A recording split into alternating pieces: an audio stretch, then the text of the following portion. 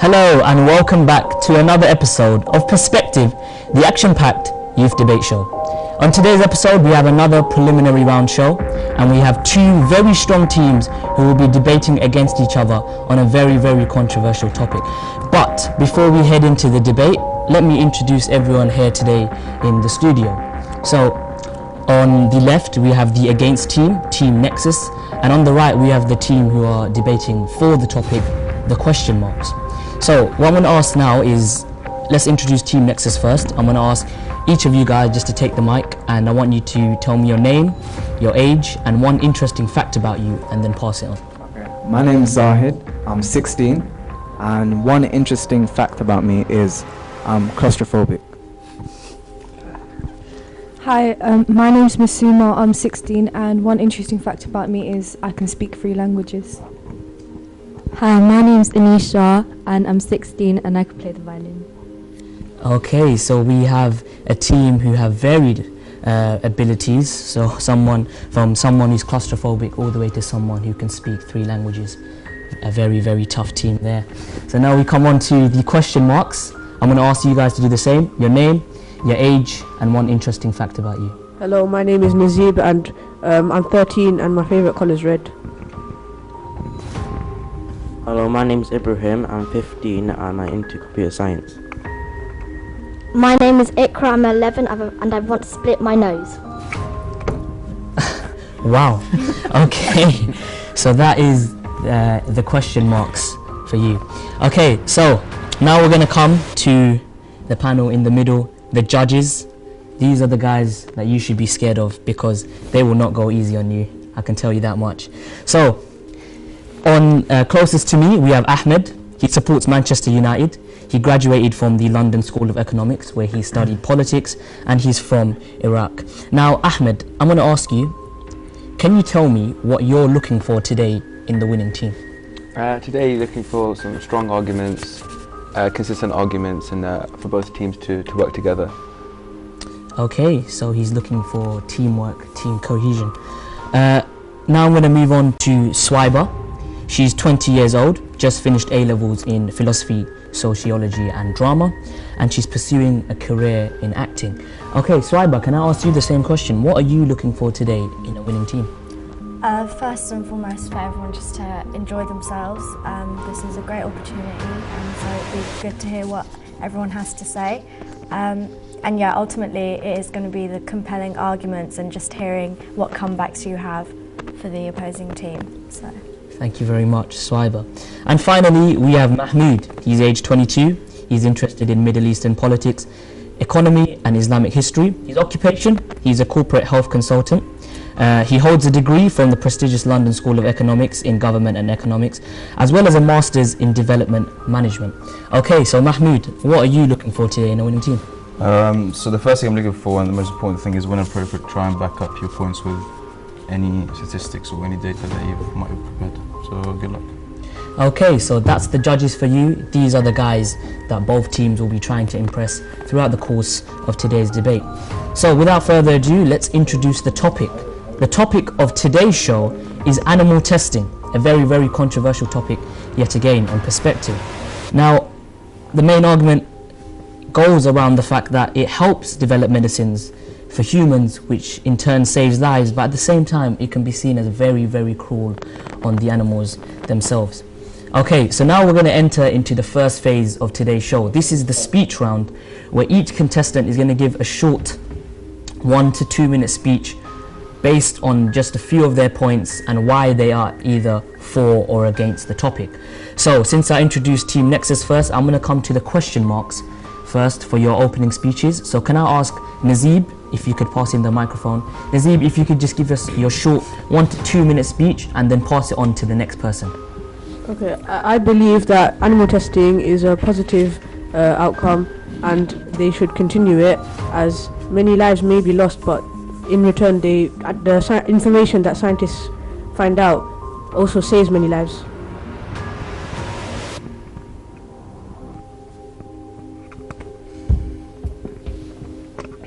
Animal testing is normally done on pests, which are normally rats. Pests can be really annoying for many household users. So most people kill them by poisons, traps, electric tasers and more. Therefore, giving them for science, it will still kill the pest, but then it will give them a greater purpose. Also, animal testing can save a lot of people's life, as in 1937, a pharmaceutical company created a drug called DEG. This drug was used by a company chef and served hundreds of people. Continue. Later on, all those people died. It was found out later that DEG is poisonous, and if animal testing was done prior to the use of DEG, it would have avoided the hundreds of deaths. Henceforth, we should use animal testing not to only save lives, but to prevent lives from being lost. Like it or not, animal testing will have to be done, as if a new epidemic happens, there will be no way to say which drug will cure the epidemic without using animal testing. Thank you very much, Ibrahim. And now finally, Ikra, can you give your short speech, please? Would you rather have a baby die from a disease that has no cure, or a rat with a short lifespan die? We are for animal testing because without it, some of the greatest cures for diseases today would not have existed.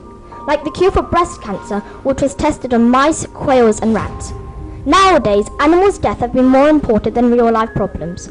For example, Harambe, a gorilla in a zoo, caused outrage after being shot, whereas people don't seem to care as much about the brutality against the African American community by police in America. Some people don't seem to care about us killing animals and eating them, but have strong feelings against us testing medicines that could help us in the future on them. Do you really think the life of a fruit fly is more important than the cure for Alzheimer's disease? Did you know that thanks to animal research, primarily in mice, cancer survival rates have continued to rise, but you never know that one day we could cure cancer for good. We care so much about animal rights we forget about ours. Humans always come before animals. We have to sacrifice their rights to save ours. Thank you very much, Ikra, for that very powerful speech. So we've had all three opening speeches from the question marks who are for animal testing, and now I'm going to come over to Team Nexus who are against. So can I ask you to do the same? Just take the mic, give your short 1 to 2 minute speech, then pass it on to the next person. Okay, I firstly want to start off asking the judges a question. So, how was your day today? It was good. Yeah. Right, yeah. Woke up, had a shower, okay, man. Now, it doesn't feel great to be ignored, right? So how I brought out my phone there and ignored you guys, it doesn't feel great. So imagine these poor, defenseless, helpless animals that are ignored on a daily basis due to the fact they can't communicate or speak like us. This results in them being tested out for animal practices, scientific practices and animal tests, which I am against and which I think should be banned. Statistics reveal that each year, millions of animals experience physical and mental torture due to scientific practices. One of the biggest disadvantages identified in animal testing is the fact that the harming, the confinement of pain and the infliction of pain. During the experiments, the animals are forced to swallow vast amounts of substances, which are most of the time poisonous and very toxic. Additionally, animals are used in the tests and not humans. This means the results we get might or might not be useful to us humans, which means as well, if the results we get are termed useless to us humans, it would mean that these animals would have gone through torture for no absolute reason. Now, there were many negative impacts on humans as well from animal testing. For example, there was once a connection between cancer and tobacco. Scientists believed this and they tested this on animals. From the animal testing, they've realized there wasn't no connection between tobacco and cancer.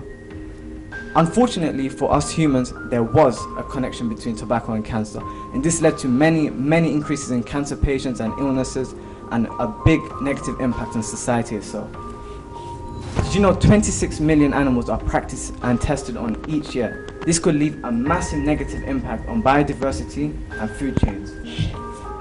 In conclusion, animal testing should not be allowed as its benefits for humans has not yet been proven, and the benefits derived from the animal test could be produced from other alternatives. Thank you very much, Zahid. Masuma? So I'm going to be talking about the economical issues regarding animal testing. So first of all, I'm just going to give you guys a fact. 48% of the experiments that are done by universities regarding animal testing is funded by taxpayer money. That is your money. and loads of resources are also being used on it. But yeah, again, animal testing is not efficient. So 6% of 4,300 companies have registered a new drug. So that's a very low percentage, and it's a lot of money and resources being wasted. As you already know, the UK's economy is suffering because of Brexit. We're close to recession. Can we really risk fueling another recession, funding these projects that are worth millions when they hardly work? I need to ask you guys, how much do you think is invested in animal testing every year? Say, I don't know, 400 billion. It's $50 billion every year, but the approval rate for new drugs is the same as it was 50 years ago. So again, money's being wasted. We could invest it somewhere else, such as alternative technology, such as cell technology, computer modeling methods, microdosing, or we could even divert some of the money to other aspects of society that need help, such as education and transport. Also, these alternative techniques are more reliable, effective, and practical. For example, an in vitro test from human skin cells was proven to be more effective at identifying chemical skin irritants than animal tests, which actually had a 40% error rate. Also, investing in alternative technology will create jobs for researchers, engineers, and doctors. This will lead to the future generation also going into higher education to take up these posts, having a good social and economical impact. And it will advance our understanding of technology, leading to further investment from other countries. So in conclusion, I think we should stop animal testing because it causes economical issues, drains money, diverts our resources, and it is against environmental ethics. Thank you very much, MASUMA. And now finally we come on to Anisha. Imagine being a defenseless, harmless little animal, only born to be cut open, injected and electrocuted until you die. Did you know that 3.8 million animals are being tested on in the UK alone? That is approximately 1 animal every 8 seconds. Murder is a crime as well as a sin, so why is it okay if we kill vulnerable animals? Did you know that this current law itself permits the deliberate infliction of suffering in animals in laboratories that would normally be illegal in any other circumstances? However, it's perfectly legal to inflict brain damage on a monkey, genetically engineer a mouse to have cancer, and give electric shocks to a rat. But it's all good as long as it's held in a laboratory. This shows how little tolerance and mercy animals get. Let's take into account that all new drugs are passing animal testing. However, 92% of them later fails in human trials, which shows how animals are suffering for no reason. We do not need to be causing harm to animals and make them go through such agony when there's other alternatives. And after all, they're all creatures of God, and every religion is against animal cruelty. Therefore, we should stop playing God and abusing animals. Thank you very much, Anisha. So now we've had all 6 opening speeches from both Team Nexus and the question marks, and that brings an end to the first phase of today's show. So we've seen 6 very, very powerful speeches, and I'm sure that so far the judges have been impressed with what they've seen. So before we go off air, I'm just going to come back to the judges and see if they have just any comments for what they've seen so far from the opening speeches. So Ahmed? Yeah, so there's been just very short. A pretty impressive range of arguments, from sort of dealing with the economics and the numbers, and with ethics and application of actually animal testing. Thank so you a very good much. range of arguments. Swiber? Very impressed. I think a lot of research and thought has gone into it, and that's good. You've put the work in. And Mahmoud? Yeah, it was a very varied range of arguments, and you guys wait for us. It's going to be our turn to ask you questions now. Thank you very much for the judges. So that brings an end to the first phase of the show, but we'll be back with the second debating phase after the break.